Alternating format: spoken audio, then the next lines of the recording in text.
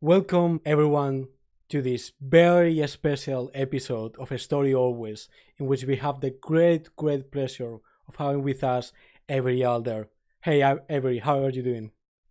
I'm doing good, yeah, thank you. I'm sick, which I've been all winter, but other than that, it's been a really lovely day so far. How about you? Great. Really excited for this interview. I have to say, I've done quite a few interviews already in the channel, and it has been a while since I've been like really excited and nervous about an interview. But it's so great to have you here. For those of you who don't know Avery, she is the author and designer of such amazing games as The Quiet Year, Ribbon Drive, Dream Askew, and Monster Hearts 2 and First. She's also a frequent speaker at talks about game design, and she's the host of a mentorship program for emerging game designers. Um, and today we are going to be talking mainly about the capacity of games for the transformative capacity of games. And we'll be talking especially about Monster Hearts because the Spanish edition is being crowdfunded as we speak, and I'm really excited about it. So we're going to we decided to take this opportunity to bring Avery to talk with us. So to begin with, and before I forget, for those of you who are in the chat, if you have any question, I encourage you to write it on the chat, and I'll do my best to bring them to Avery. So without further ado, let's start kind of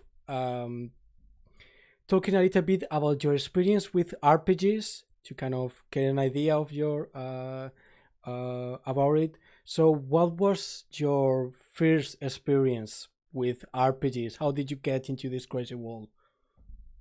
Well, I'd already been involved in playing Magic the Gathering and um, buying Warhammer figures, though never really actually painting them up and playing full games. And so I was kind of in the fringes of nerd culture already, but I I started playing role playing games with D&D 3.5 Mm. with a group of friends in high school, and um, right away I found myself getting quite frustrated working with the game. I was immediately sold on its potential, but our group really butted heads, and we had a lot of kind of both cynicism and believing that we were all uh, better at it than one another. We all came in with different creative visions, and so I found myself really struggling to make D&D what I wanted it to be, Mm. which is why I think that I got involved in game design from a really early point in my play career. Um, right away, I thought this could be better. Like this game could be designed in ways that bring my goals to the forefront, that help us tell more interesting stories, and the game could be doing more to support our group in navigating group conflicts as well. So I got into design at a very early age, um, and found the Forge, which at the time was kind of a real hotspot and anchor for independent role playing game design. And I joined the Forge in 2005, 2006, which is a couple years before its like permanent shutdown and its entrance into archival mode. And so I kind of caught the tail end of the Forge's indie games presence and found a lot of my early play experiences that felt really rewarding through there. Games like Shock, My Life with Master, um, and a lot of those inspired my own game design over time. One of the things that was really kind of focal and visible in the Forge's conversations at the time was games that were really laser focused, Mhm. that had, this is a game with only two stats, or this is a game with only two abilities, or, this is a game with seven scenes. And so that kind of minimalism and targeted focus really came to inform my design. And what was the those early frustrations with D&D? What was the game? What was that you wanted to do with the game that you didn't found somewhere else, that inspired you to design your own games? Well, I think one of the things was that I was just playing with teenage edgelords. And sometimes they were really excited to be like, we're going to play an evil campaign. We're going to show up in a town and just stab everyone because we can and we're evil.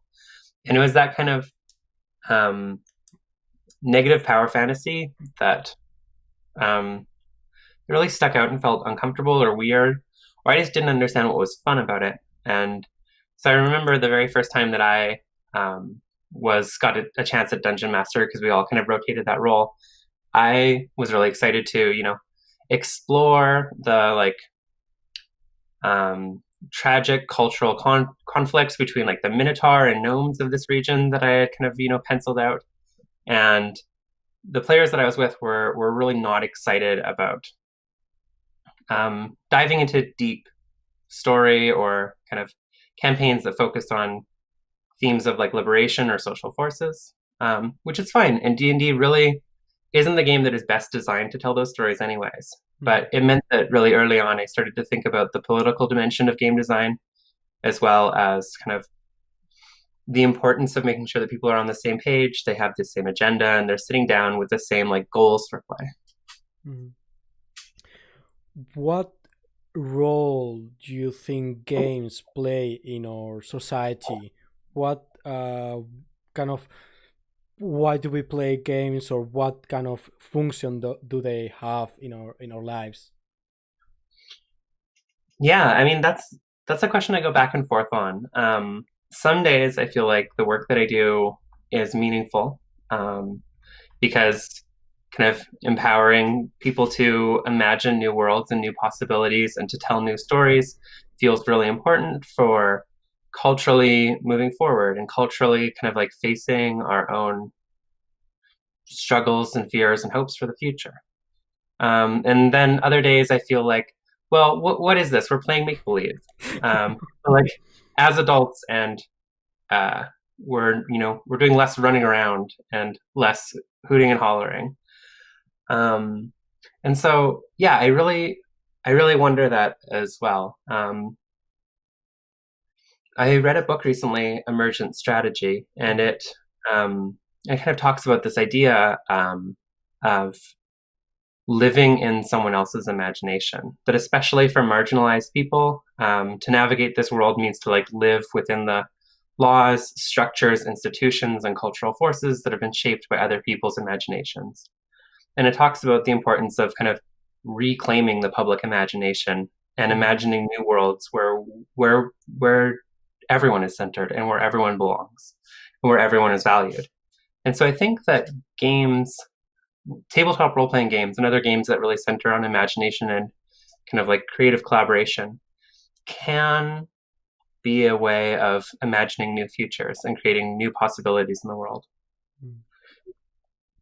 Do you think the cultural perception of games has evolved over time? Because it's my perception that not so long ago games were seen as this thing you didn't do, as like you left behind as you grew up, and now kind of I think they're becoming a much more important part of the life of adults much more frequently than before.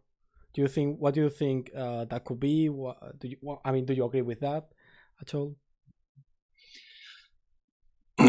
Yeah, I think that the idea that you hit a certain point in your life where you grow up and you leave behind childish things and you leave behind play and creativity and experimentation and wonder and curiosity is a really new idea. It seems mostly to be a puritanical Protestant idea that was brought about around the 1800s as those people entered America. It seems to be really tied in with the values of capitalism and colonialism.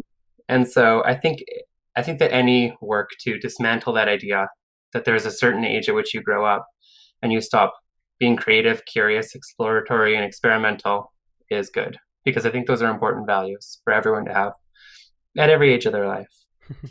Absolutely.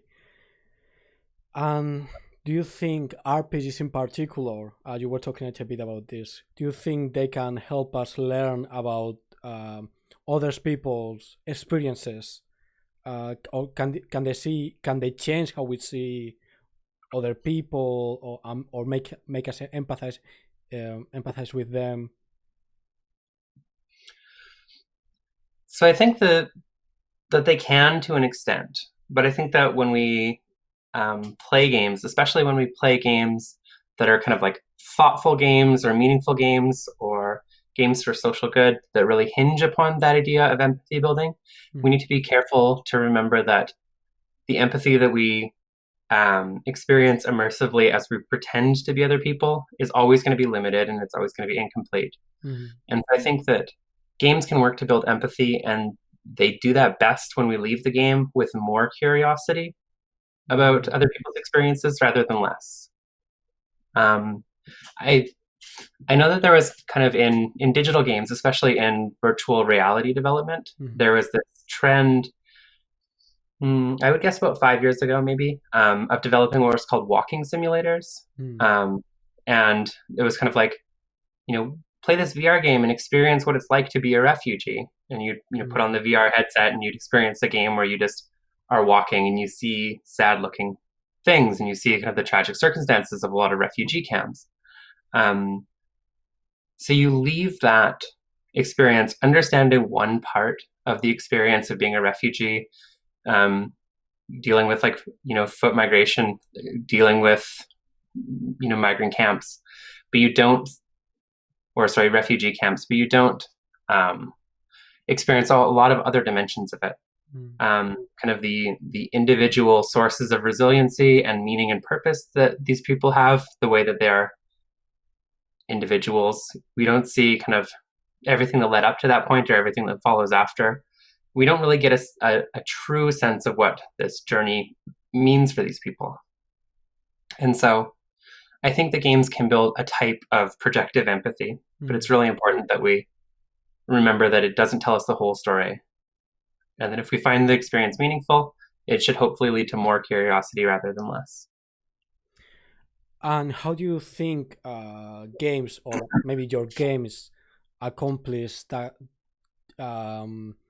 fostering that kind of empathy in players? Yeah. So one of the things that I think that Monsterhearts does is that it attempts to capture an emotional reality rather than presenting like a definitive, objective reality of someone's experience. Rather than saying like, this is the definitive story of what it is like to go through high school and experience anxiety and pressure and stigmatization and internalized shame.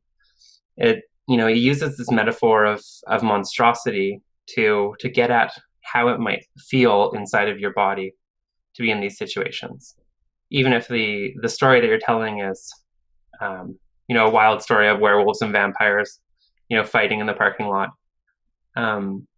And so using metaphor is kind of a tool to get closer to the truth in some ways, while also letting people kind of free themselves up from trying to make it a learning experience and just instead to play and to see what happens.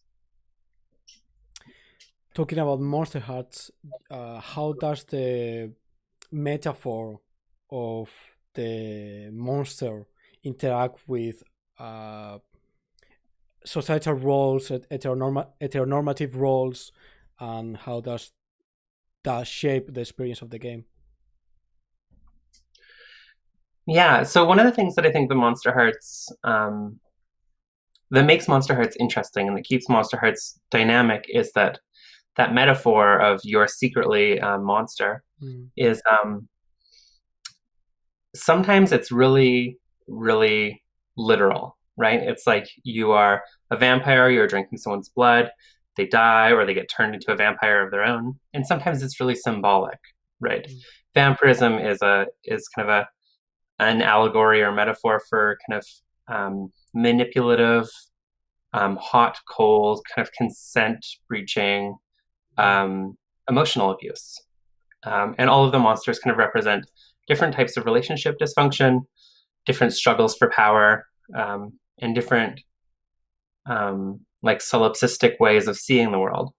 And so when you play the game, scene to scene, how literal we're being when we talk about monsters kind of really flip-flops and changes. And that's what makes the story kind of dynamic, unpredictable, messy, and I think interesting.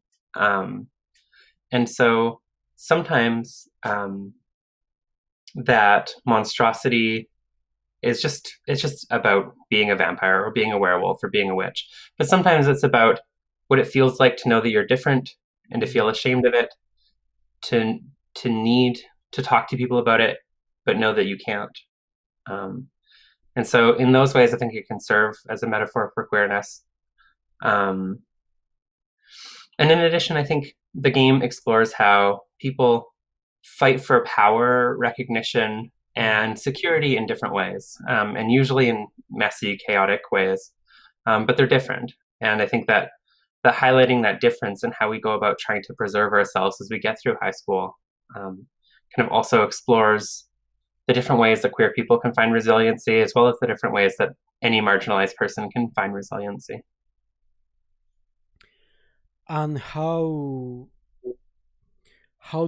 do the characters over time um, go are able to go beyond those like those roles, those limitations, those dynamics of those power dynamics? How does the game kind of explore the get breaking out of those molds? Can you ask that question again in another way, just to make sure I understand? Yeah. Sorry.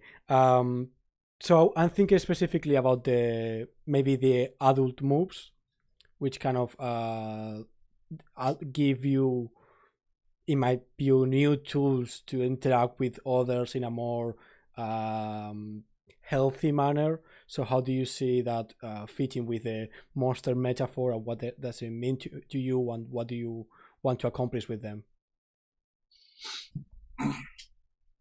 Yeah, I think that the part of the goal with them is that you've kind of got, as you're playing this game, these two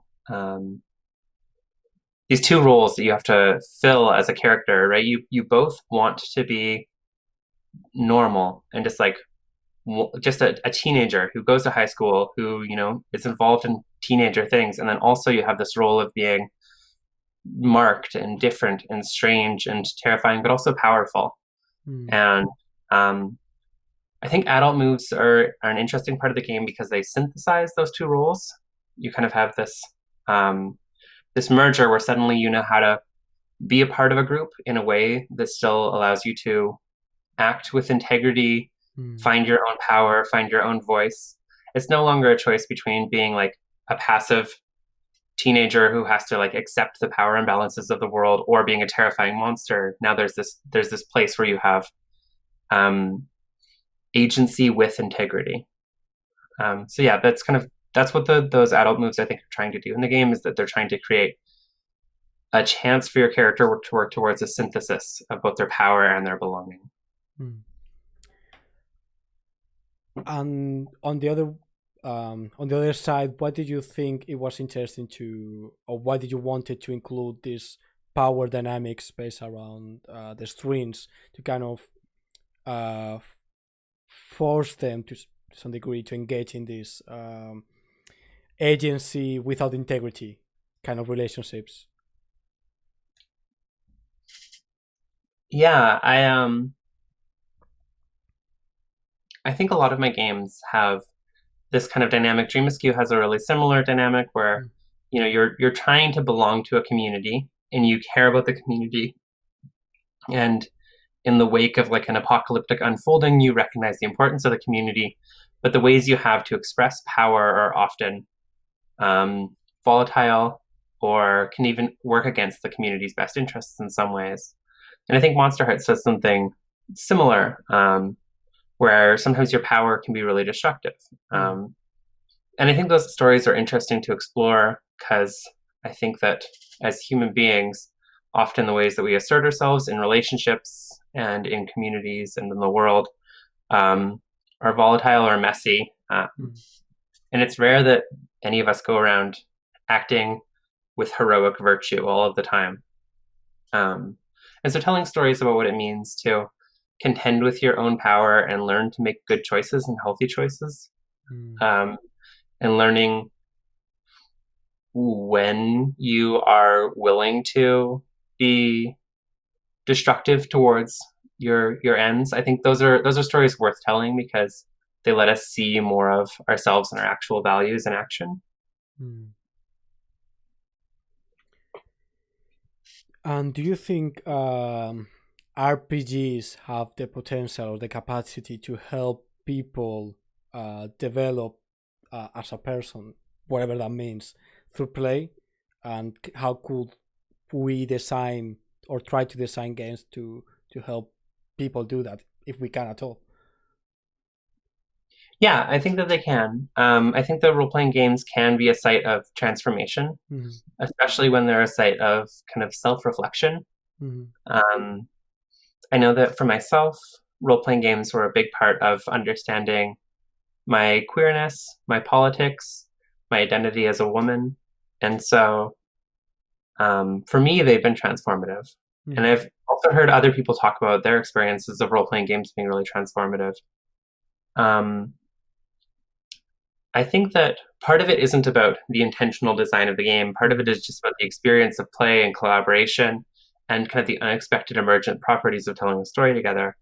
I've heard people talk about how games of Rifts or Shadowrun or Dungeons and Dragons were immensely transformative for them, which like brought them into a new worldview or allowed them to see themselves in a new light.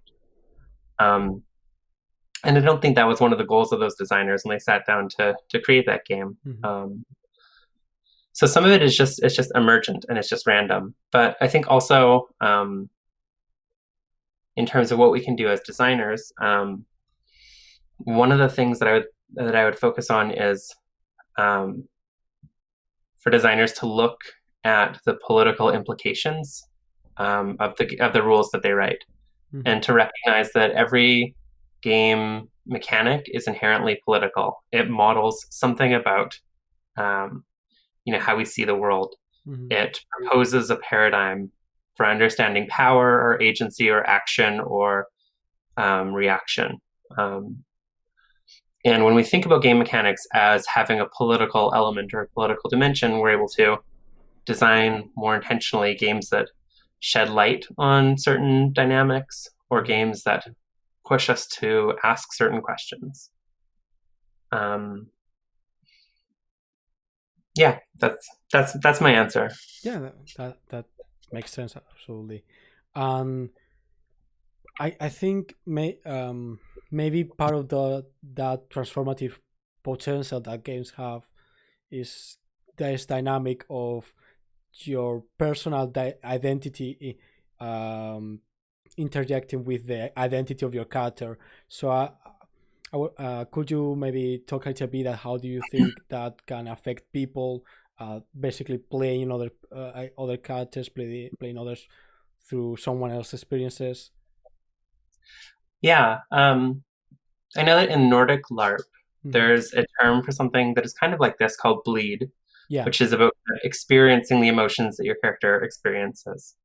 And bleed was introduced largely to talk about horror games and the experience of like how much do we want players to be experiencing fear when they play this game, when when there's a shocking discovery or something like that. But I think that part of the reason that the bleed happens is that when you play a game and you have a character, regardless of whether you're asked to or not, you're constantly searching for the ways that you relate to this character, right? You want to connect with them, and I think so. There's a game written by Jason Morningstar, and it's called Winterhorn. And in Winterhorn, do you have it on that shelf there? Yeah. So if I recall correctly, in Winterhorn, you play as CIA agents, and you are kind of trying to infiltrate and disrupt a activist group. Yep. Potentially like a peace or environmental justice group. I don't exactly remember right now, but I don't know if it's like so specific about that, but yeah, something like that. And so in playing Winterhorn, I think the purpose of the game, if I understand it, is to explore the different tools, techniques, and strategies the CIA and also groups like the FBI and other intelligence community groups used to infiltrate and disrupt activist movements. And so ideally, I think you walk away from that having told an interesting story, having had an interesting role-playing game experience, but also having like a bit more savvy about the repertoire of social disruption. But the fact that you're sitting down and you're playing as CIA, and maybe it's FBI agents, as FBI agents, I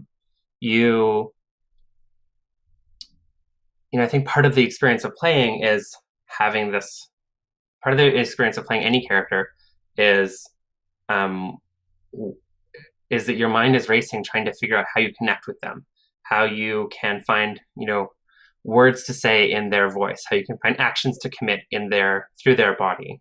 And so I'm really curious. I've heard from some people who walked away from Winterhorn saying like, this was eye-opening and really helpful. I now have like a better understanding of like how to work against these kinds of tactics. But I've also heard from people saying that felt really confusing because like, even though we were, exposing these FBI tactics, everyone around the room was like grinning and high-fiving when we managed to find new like devious ways to like disrupt a movement for justice. Yeah, that was kind of my experience. Like it was interesting seeing how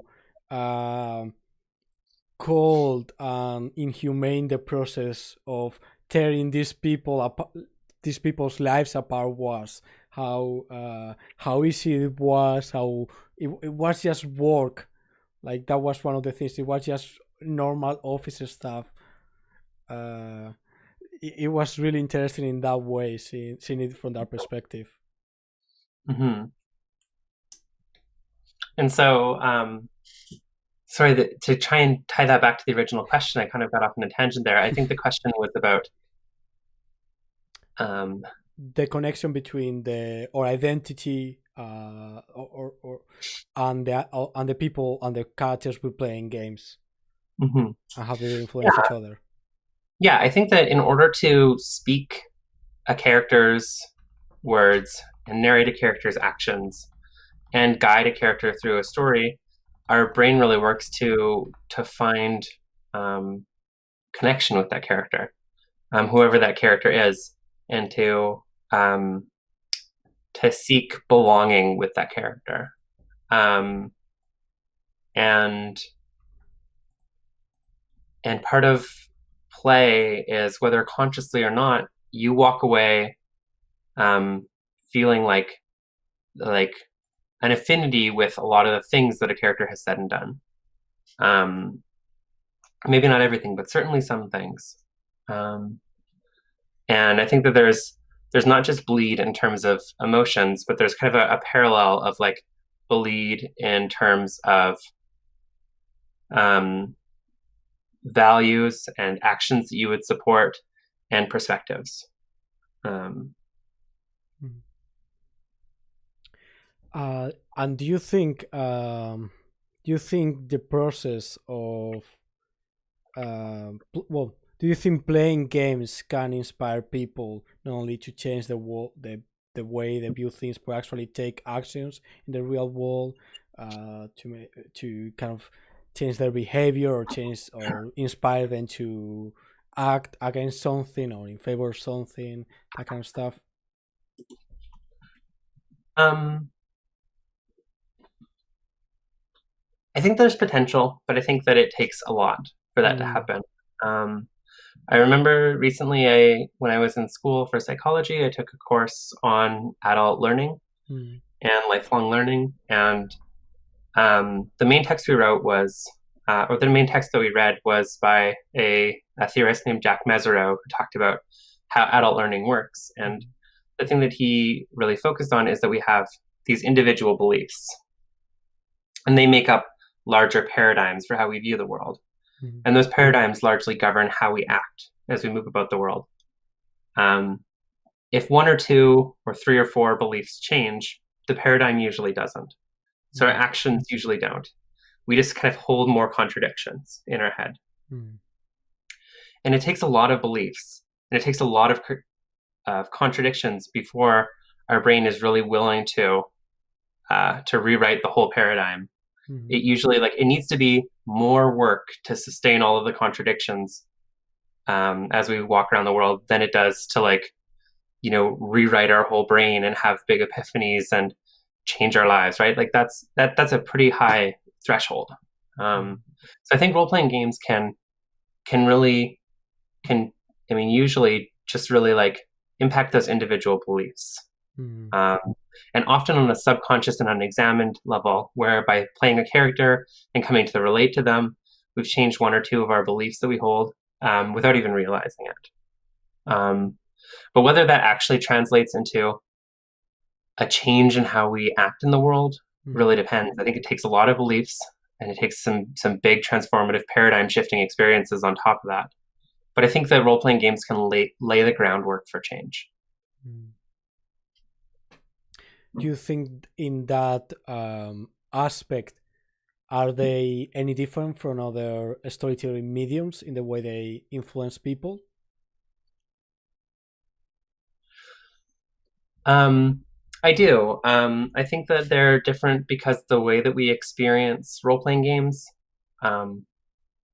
is that we experience a story through the choices that we make in it. When we read a novel or watch a movie or something like that, we're not experiencing it primarily through the kind of weighted decision-making process of individual choices for these characters. We're experiencing it in different ways.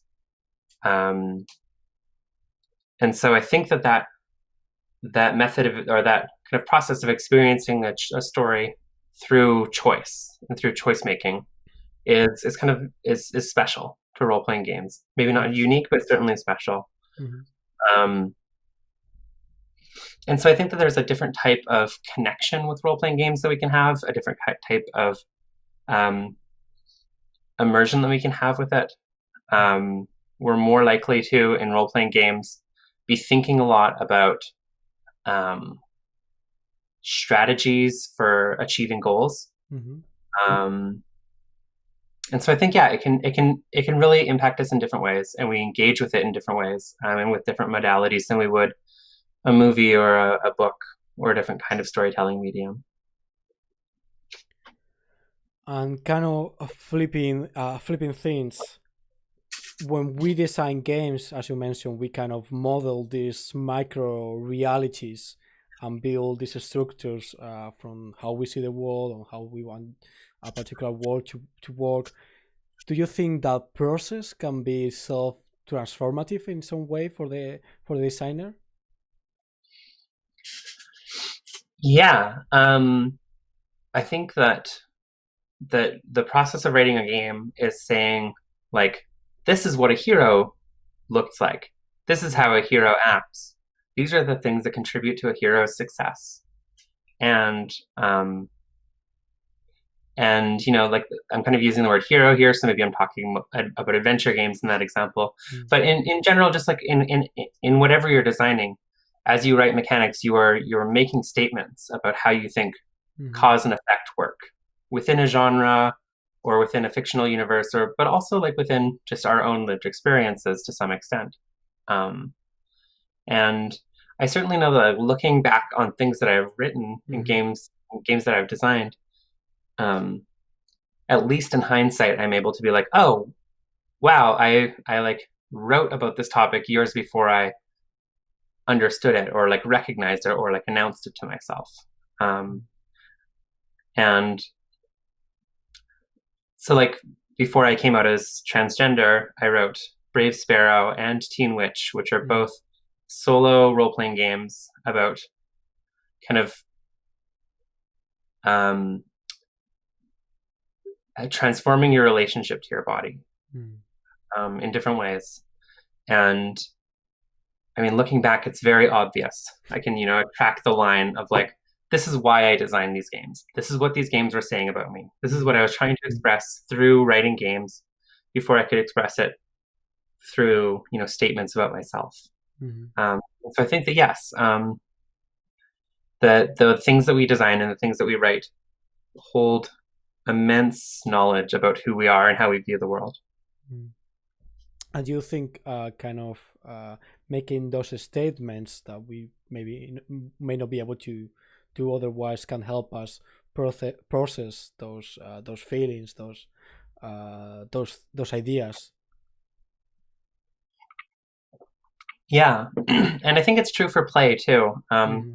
I think a lot of the time, because role-playing game play is a relatively safe place to explore Mm-hmm. cause and effect and explore what it might be like to be a certain type of person, what it might be like to act in a certain type of belief. Mm-hmm. The play is a place where people can express their ideas or the things that they're thinking about safely, in kind of a testing ground. And so, I mean, there's a lot of role-playing games where characters will kind of leave their established 9 to 5 life behind and go out and be an adventurer and, be living a life of danger and reward and excitement and the potential of like heroic victory. And there's also games where people, where players can say, I'm going to play a character who's a woman for the first time. And both of these are different ways of exploring possibilities for our own future. Mm-hmm. Kind of maybe in that space, that safe space, something that maybe is kind of like a perception, and maybe it's one of those things that we say that every generation says, but since things seem to be getting more stressful and bleak, there's all these problems that we just cannot deal with because there's too many of them and people just cannot handle the things going on. Do you think RPGs can be a way or can help us deal with all these things and process them? I think potentially. There's a book that I'm reading right now called Utopia for Realists. Mm-hmm. It's by an author named Rutger Bregman. I don't know if I'm saying that right, but he's a Dutch historian, Mm-hmm. and he talks a lot about kind of different policies that could have a transformative, Mm-hmm. progressive effect. Things like open borders, 15-hour work weeks, universal basic income. And one of the things that really, the first chapter was really difficult for me to work through because it was a chapter that says, like, look, we can look at all of these different indexes, and we can just see the world is getting better in so many ways every year. And one of the things that the book talks about is like life expectancy, and it has this chart of like, here's the average life expectancy in years, and here's the income that people make, I think, potentially, and it charts it for both the 1800s and the year 2018 or 2013 or whenever the data was from. And the 1800s and the 2000s charts are just stacked on top of each other, because every single country in the world had a life expectancy below 40 200 years ago, and every single country in the world has a life expectancy above 40 now. So you could just stack these two charts on top of each other and it would work. It took a long time for my brain to like actually make sense of how that chart was working. And it's just like, oh, just literally everywhere in the world we've doubled our life expectancy in the last 200 years. And it has a lot of charts like that and has a lot of facts like that, and it talks a lot about how, like, in so many ways the world is just better. There are fewer war casualties, there's greater life expectancy, a greater degree of material wealth, though it's unequally distributed, and there are fewer people living in extreme poverty now than there ever have been in the entire course of human history. But that chapter was really surprising and difficult to read for me because I am really used to being in a kind of political discourse, I guess, where we think of things as getting worse or more dire, or we're being exposed to more and more different types of social injustice every day. And And so reconciling those two things, I think, is really interesting and difficult. Mm. And I think that one of the things that that book talks about is how one of the things that's really important, a key skill for moving forward into the future, is having a hope, like an imagination and hope for what the future could look like in like a positive way. Mm-hmm. And I think that given everything we know about nuclear armament and given everything we know about like climate change, given everything we see every single day about warmongers and neo-fascists and uncomfortable political happenings, it's really easy to get stuck in despair. But I think that if we aren't able to vitalize kind of a hopeful, proactive vision for the future, then we can't continue to make things better. And so I think that role-playing games can be important in that way, in the same way that science fiction can be really important in that way, in that it can help us imagine futures in which there's more good in the world and it is more evenly distributed. So I think that that is a really important thing the role-playing games can offer, is like reclaiming tactics from the past, reimagining futures of success and bounty, exploring what it means to have agency and to like take action and to be successful, and to building a sense of like individual and collective efficacy so that we can continue to like be hopeful about the future and change the world for the better. Good, thank you. Something else that we touched a little bit upon is kind of the heteronormative social roles that are transmitted through our culture.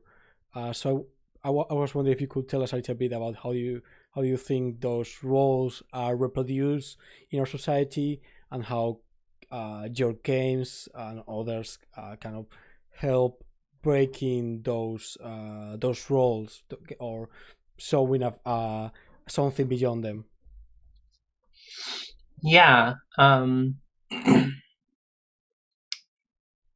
Recently, I went to New York to give a talk that I've given a few times in the past, called "Designing Queer Games." And if anyone's interested, there's slides of it up on my website.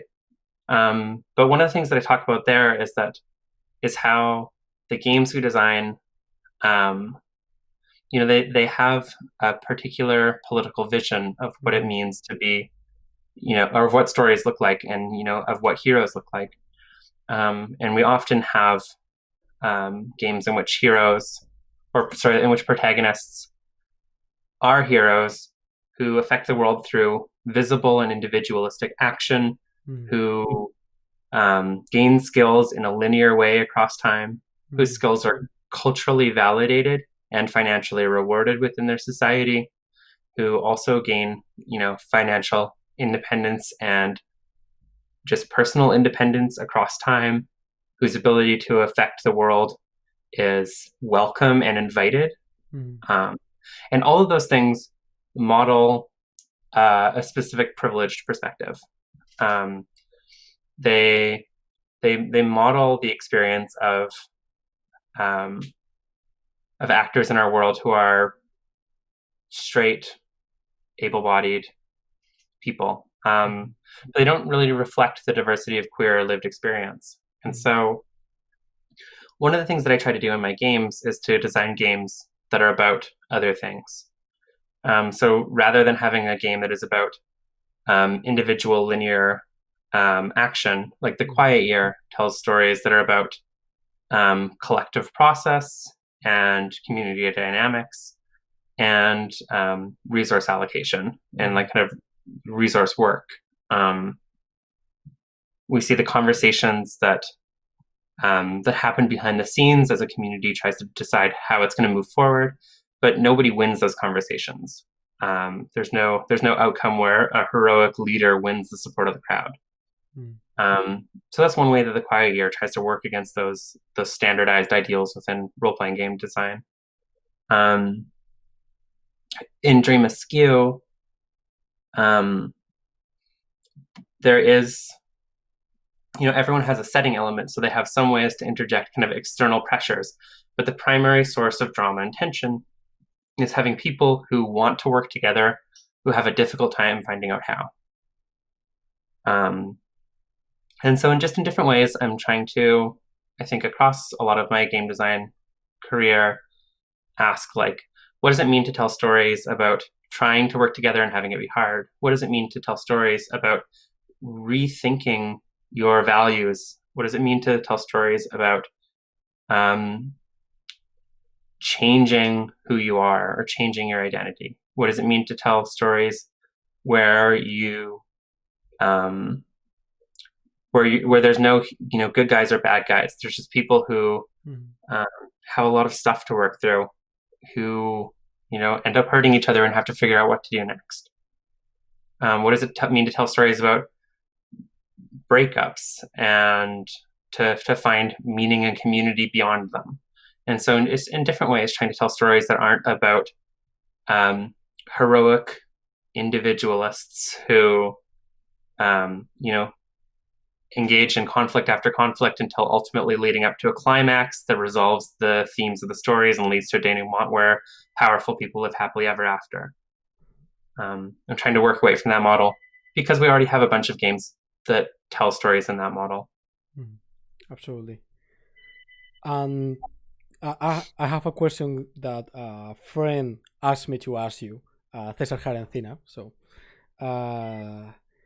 where did the inspiration for The Quiet Year came from?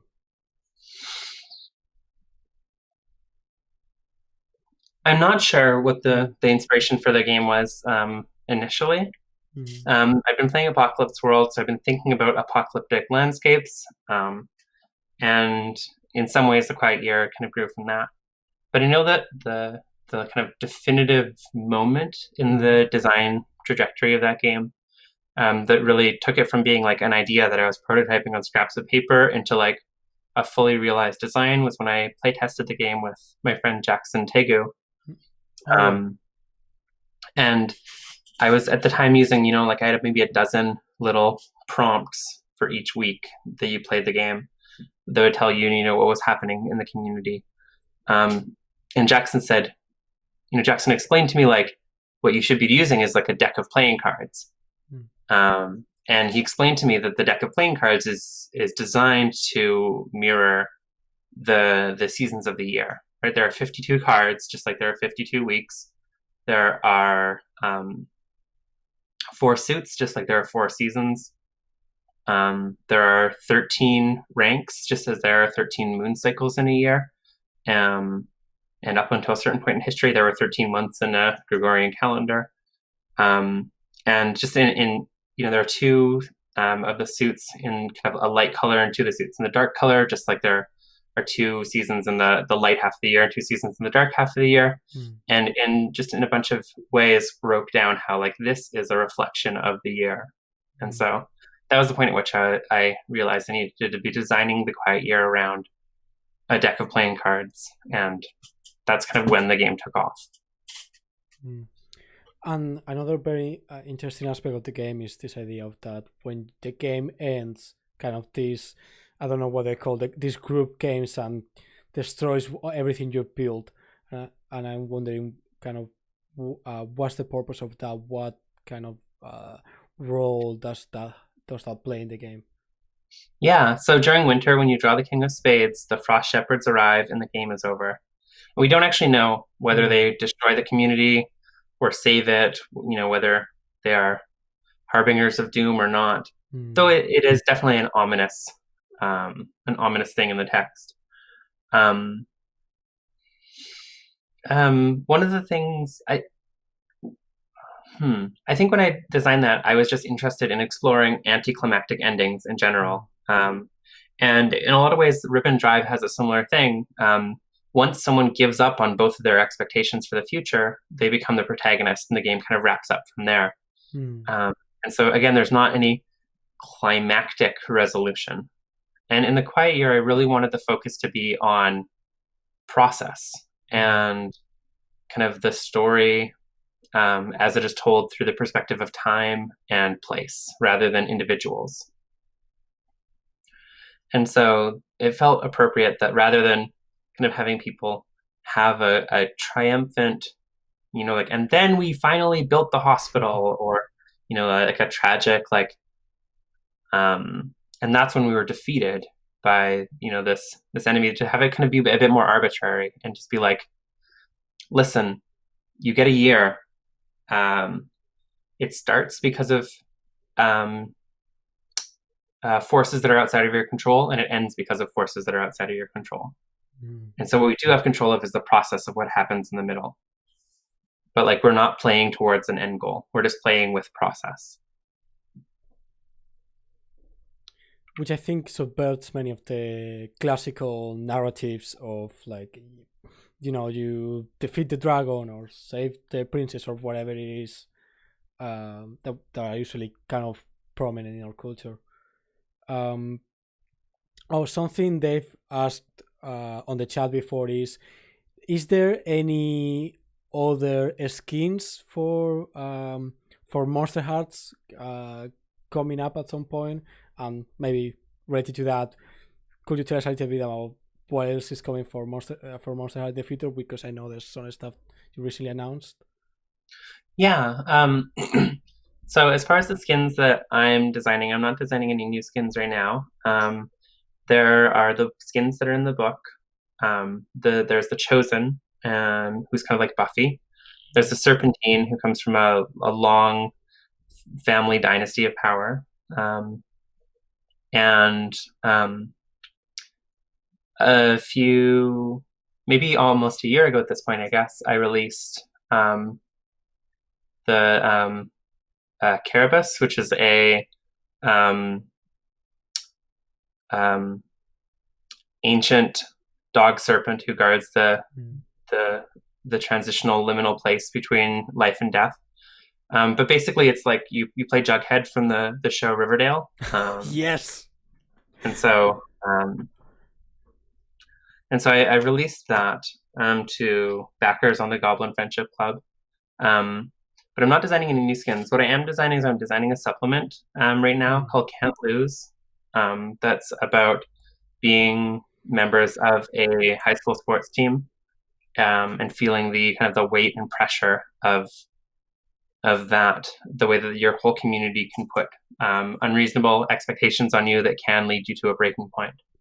And so it's a supplement meant to help you tell stories like those in Friday Night Lights, Yuri on Ice, Bring It On, and kind of just both sports anime and sports dramas generally. Cool. Is there any expectation for when that is coming out, more or less? It's okay if it's not. There's not. A lot of the core stuff has been designed, but I'm still not through. It needs to go through playtesting and refinement and development. But I think it feels pretty coherent, and I feel pretty like proud of where it's at right now in terms of kind of the systems, and especially in terms of kind of how my ideas have come together and kind of congealed. And I feel really confident about my ability to write meaningfully about the kind of the drama of high school sports through the lens of Monsterhearts at this point. So fingers crossed, I'm hoping that it comes together in time for Homecoming 2019, which would be mid-fall. Cool. Do you plan to release it? How do you plan to release it? As a PDF and potentially as a book, depending on how it goes in playtesting. And it could be that in the end, I decide that it's not the right idea and I scrap it. But based on conversations I've had with people and kind of reactions I've seen over social media whenever I've talked about it, people are really excited about it. I'm increasingly, it's something that I've been working on off and on in little bits and pieces for about a year and a half, and was working on before Monsterhearts 2 a long time ago. But it's only recently that I've kind of had a bunch of the mechanical ideas click in my head, and I feel like, oh yes, I think I know how to do this right.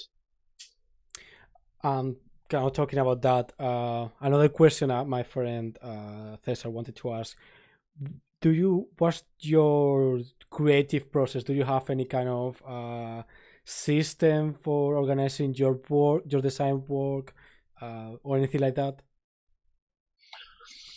No, not really.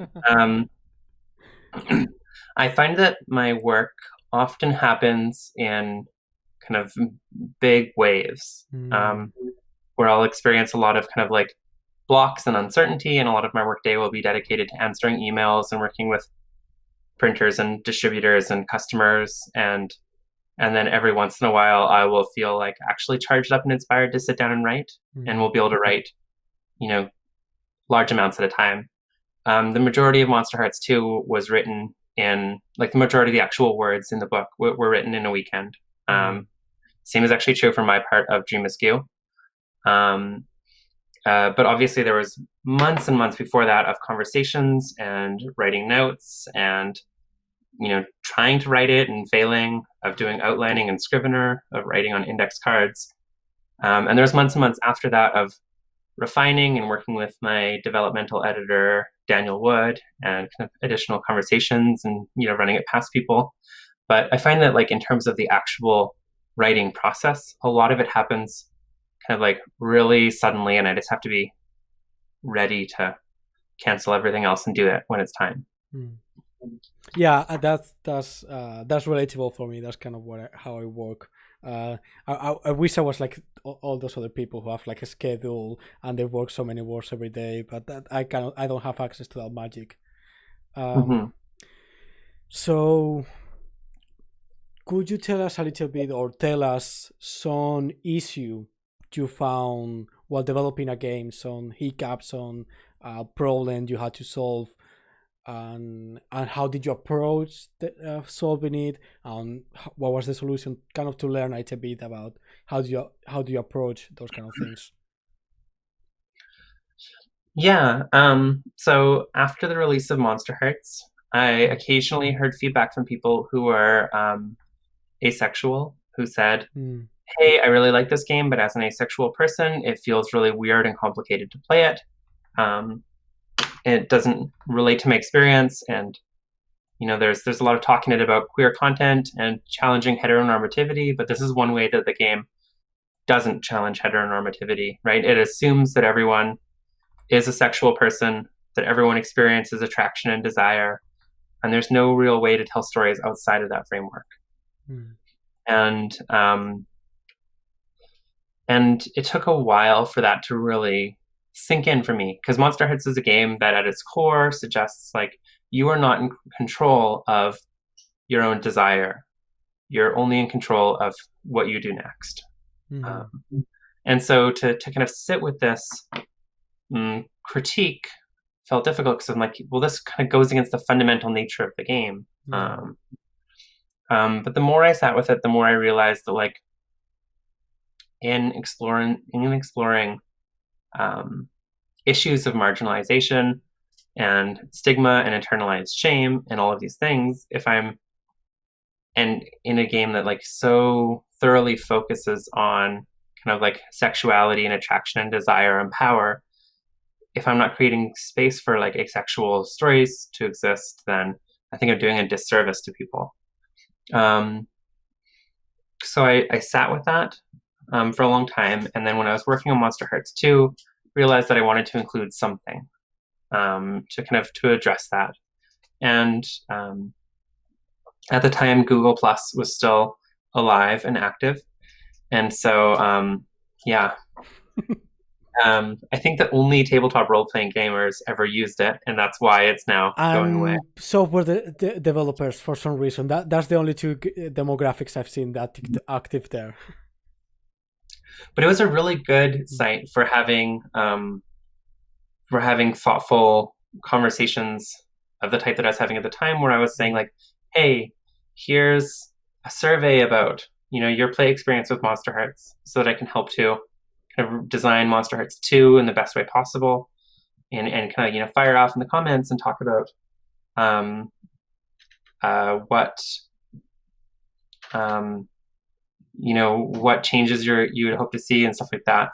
And so I started posting a few rounds of kind of community input to Google Plus, saying, like, hey, anyone who's asexual or, you know, has a related experience or identity, I would love your feedback on these mechanics. And so I kind of had several rounds of that. The first time around was difficult for me. I'm sensitive to feedback. I'm a fragile person, and there was a lot of like, "You've got this all wrong. Wow, this is like a total mess. This is a nightmare. It'd be better to have nothing." But just working to kind of sit with that feedback um, and kind of reiterate and try to incorporate those perspectives. And the final result of that is that in Monsterhearts 2, there's a page about asexuality, as well as people who experience trauma that prevents them from experiencing attraction in any meaningful or coherent way, and experiences like that. And so it introduces a new rule called non-attraction. And the way that it works is basically like if you're someone who couldn't experience attraction, and someone rolls to turn you on, and you're like, that's not how my character operates. You can invoke this rule, and instead of being a roll to turn someone on, it's a roll to shut them down with hot. So it's still it captures the pressures and expectations of attraction and desire in teen sexuality, but kind of explores it from an asexual perspective. And so that came about through community consultation and trying to listen and trying to like get the perspectives and underpinnings that were behind this critique. And since then, I've worked to kind of bring in community consultation in other ways as well. The book also includes, I think, a 4 or 6 page section on how experiences of like race and kind of like cultural minority and ethnic minority experiences can impact all these themes of kind of shame, doubt, loneliness, and all the other things that Monsterhearts is about. And for that, I hired 3 writers, James Mendez Hodes, Jian Shim, and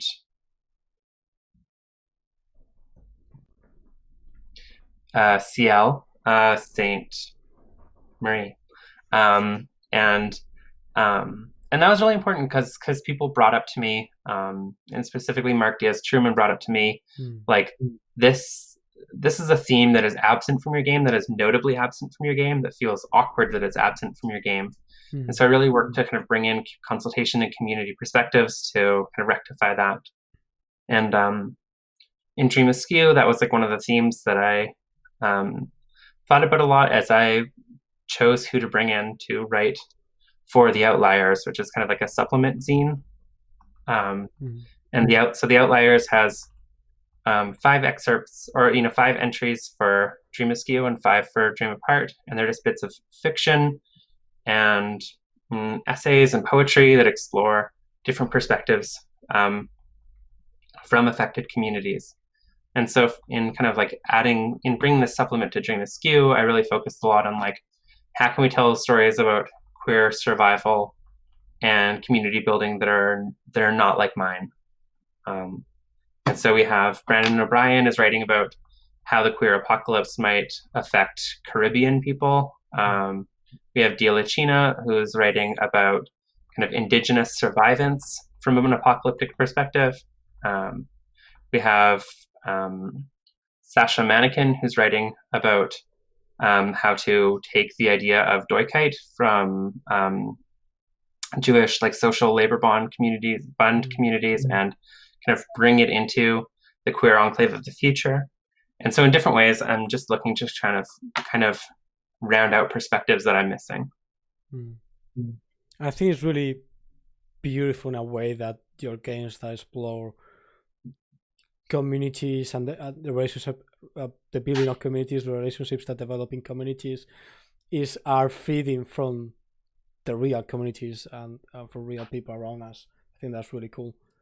And my last question for today, could you tell us a story you remember from playing some of your games that is that's particularly meaningful or interesting or fun, just whatever you feel like talking about in Just a brief moment. Okay.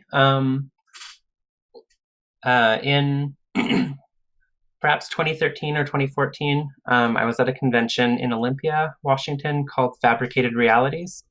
The convention only ran for 2 years, I believe, but it was really, really interesting and cool. And um, the way that Fabricated Realities worked is that they brought in sculpture artists and kind of large media artists to design large kind of dioramas or sculptures or exhibits that you would play inside of. So works of art that had the table and chairs inside of them. And so really you'd be cool. sitting in a dragon's belly, or you'd be sitting in like a 1950s kitchen, or you'd be sitting in a spaceship, and this is where you would play your games. And so it's just a really wild and weird kind of place to play. But I was there and I was playing a game of The Quiet Year, and our community was living along the coast, and we were kind of, shipwrecks would come in bringing goods for us, but we were kind of blocked off by a lot of like rocky, craggy cliffs. We didn't know what was beyond them, and then farther down the beach there was a community of cannibals who frequently, try to steal members of our community and eat them. So it felt really dire. But a lot of the elders of the community were like, listen, we're old enough to remember going to war. War will not solve our problems. No matter how terrible our neighbors are, like, we can't commit to a life of waging war against them. That will only destroy our community faster. And, people heard that, but more and more, anytime someone disappeared, people were more and more angry. And eventually they did kind of decide to, like, we're gonna build weapons. We're going to start patrols. We're going to start raids, and eventually escalated into warfare with this neighboring community. And that's when someone decided to start a project in the community saying, okay, the elders are going to climb the cliffs and jump to their death in protest of what the community is doing. So it was like a really heart-wrenching decision. It was already winter, so the winds were icy and cold, and people wanted to stay in their homes most of the time. And these elders were going to climb the cliffs and jump down. And we have to decide, like, how many weeks long of a project is this? And it's not a long project, right? So we decided it's 1 week. So we put a die with the number 1 on the map and say, once this die ticks down to 0, the elders are going to get to the top of the cliff and jump. And then it's the next week, and someone draws the card, and it says, I don't remember exactly all of the wordings of the cards, but basically, because of weather and social dynamics, there's no projects advance this week.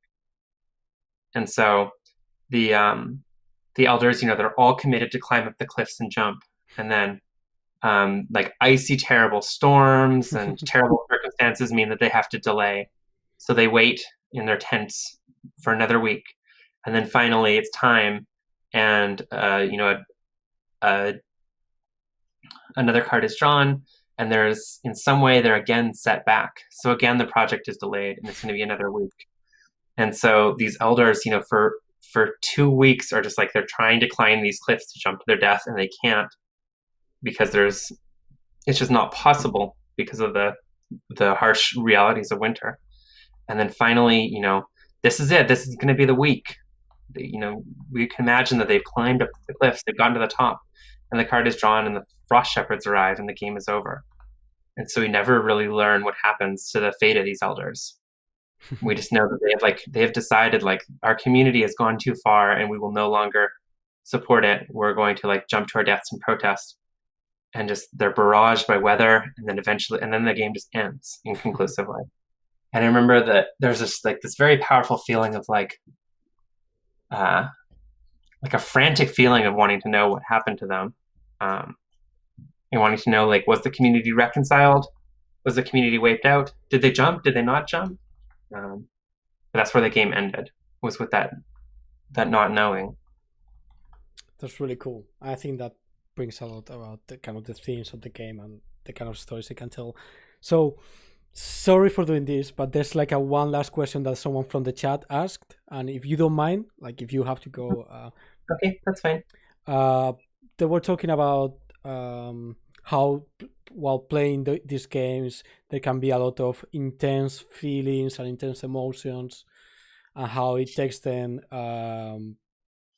some time to kind of get out of it, to kind of relax, to calm down. Do you have any ideas for tools, procedures, practices, anything to kind of help through that process? Yeah, in Dream Askew, in writing that book, I knew that there was for Dream Askew, you're telling a story about a queer community that is surviving the collapse of civilization and is living with scarcity. In its companion game, Dream Apart by Benjamin Rosenbaum, you're telling stories about a Jewish shtetl community living, with scarcity, with the possibility of pogrom and annihilation at any moment should the Christian empires nearby turn on them.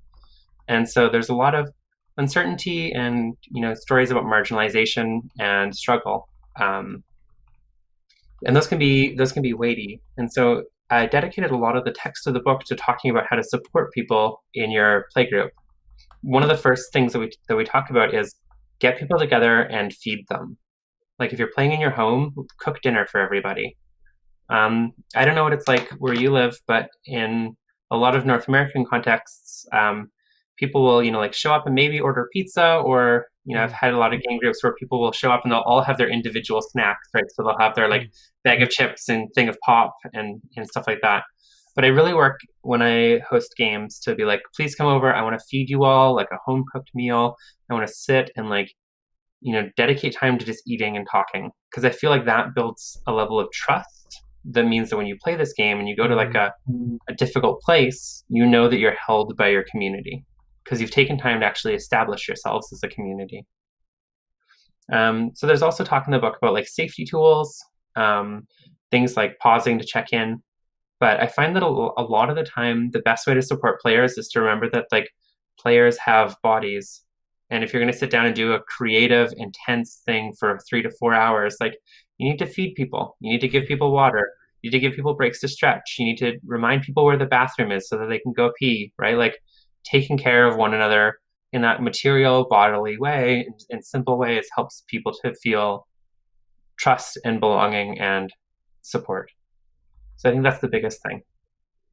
Great. Yeah, for me, ordering pizza altogether is always a classic. But I would like to try sometimes to cook for my group if I ever get a physical group again, because that's difficult. But one day it's harder over Skype. Yeah. Yeah. I think like for it's not always possible. Like in convention games, I know it's not possible to show up with a pot of chili or anything like that. But like in convention games, I think a really helpful thing is like remembering that if you have a 4-hour block to play a game, that doesn't actually mean you have 4 hours of storytelling time, right? You have like if you really want to support people and make them feel like connected, make them feel engaged in the story, it means you have like 10 minutes of introductions and chat to make people feel comfortable, 5 minutes of making sure to set up some like safety tools, tell people that they can take a break anytime that they need to, pointing out where the washrooms are.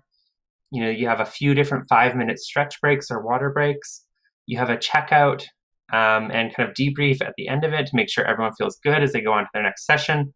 You give them a couple minutes, you end 2 or 3 minutes early so that people aren't rushing to their very next thing. And so what you're left with is like 3 hours to tell a story and 1 hour to do the work of like taking care of each other. Which is a really important work. So yeah, I think now that was the last question, promise. Right. So the other thing they said in the chat, and which is a feeling I absolutely share, is to thank you so much for doing this interview. It was so great to talk with you. I was so happy to have you. I've loved your games for a long time, and now when I'm doing my fanboy moment, which I've been trying to keep under control for the whole time. But yeah, thanks so much. It has been really great to talk with you. Thank you. Yeah, thank you for having me. And for those of you who are listening, I've sent the links of the chat to find all the work, all the games and work Avery has done. So I encourage you to check it out. Follow her on social media for updates or anything new that comes out. And if you also want to support our channel and you like the content we are doing, you can do so by liking the video when this gets uploaded to YouTube eventually, subscribing to YouTube, subscribing to our Twitch, sharing the video around, follow us on social media. And if you feel so generous as to give us a little donation to help us continue doing this, I'll leave the link to our Coffee website where you can do one-time donations. That will be great as well. So yeah, thanks everyone for being in the chat and for being here. Thanks Avery for joining us again, and I hope to see you all very soon. Thanks everyone, and I hope to see you all. I hope to see you soon, as I said. And as I always says, just remember that RPGs are love, and it's time we start demonstrating it. Thanks everyone. Thank Bye. you.